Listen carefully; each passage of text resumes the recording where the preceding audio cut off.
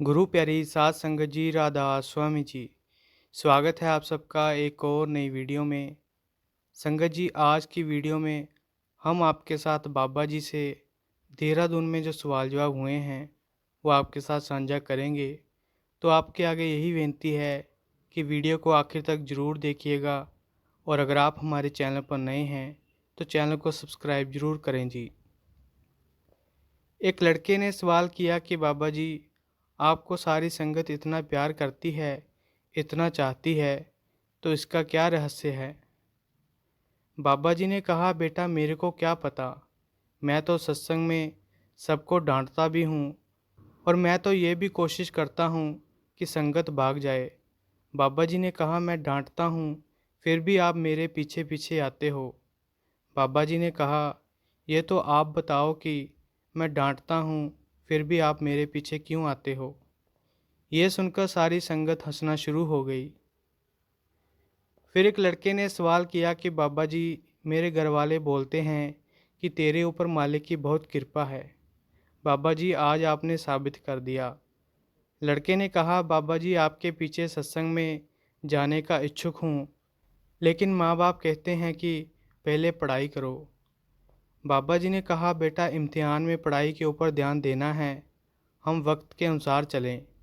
बाबा जी ने कहा, जब हम कामकाज में जाते हैं तो हमारा ध्यान भजन सिमरन की तरफ होता है, जब हम सेवा में जाते हैं तो हमारा ध्यान कामकाज की तरफ होता है।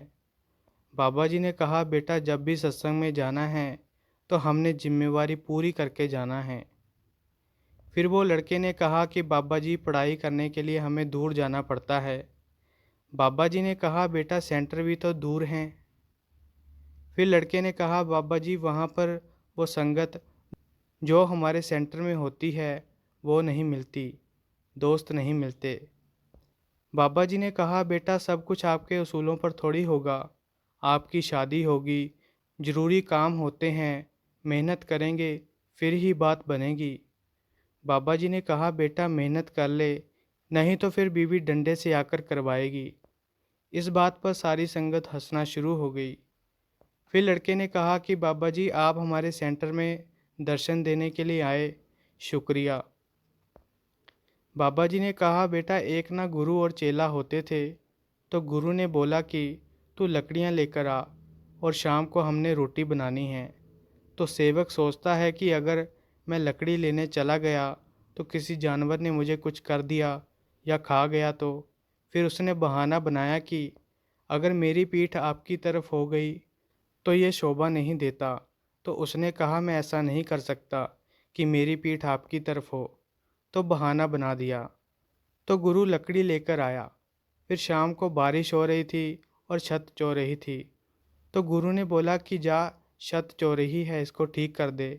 तो आगे से चेला सोचता है कि अगर मैं ऊपर चढ़ गया और नीचे गिर गया तो मेरा तो नुकसान हो जाएगा।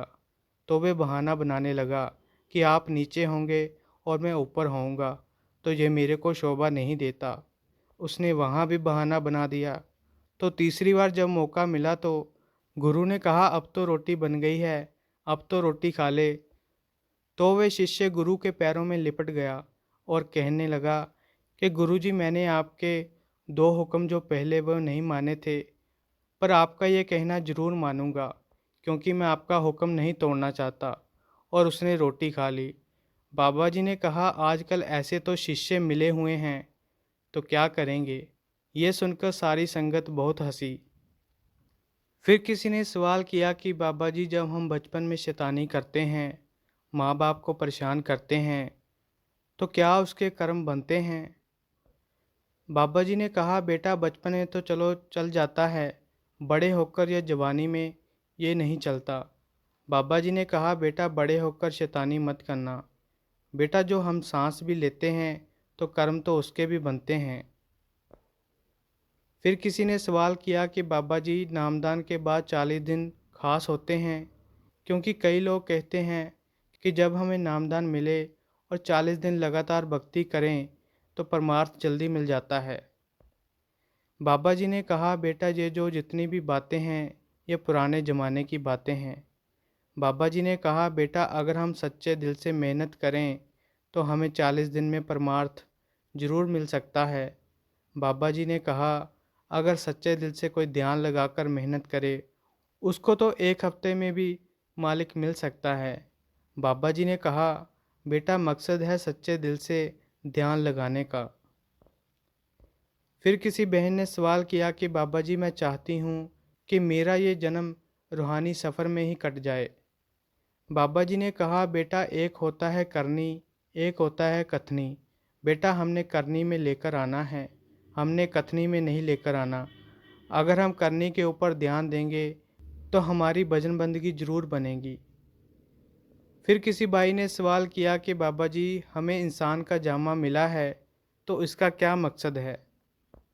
बाबा जी ने कहा, बेटा इंसान का जामा इसलिए मिला है क्योंकि हम मालिक के लायक हैं, इसीलिए मालिक ने हमें इंसान का जामा दिया है। तो बेटा हमने इसकी कदर करनी है। तो संगत जी ये थे कुछ सवाल जवाब। अगर आपको ये वीडियो अच्छी लगी तो लाइक शेयर और कमेंट करें और चैनल को भी सब्सक्राइब ज़रूर करें जी। राधा स्वामी जी।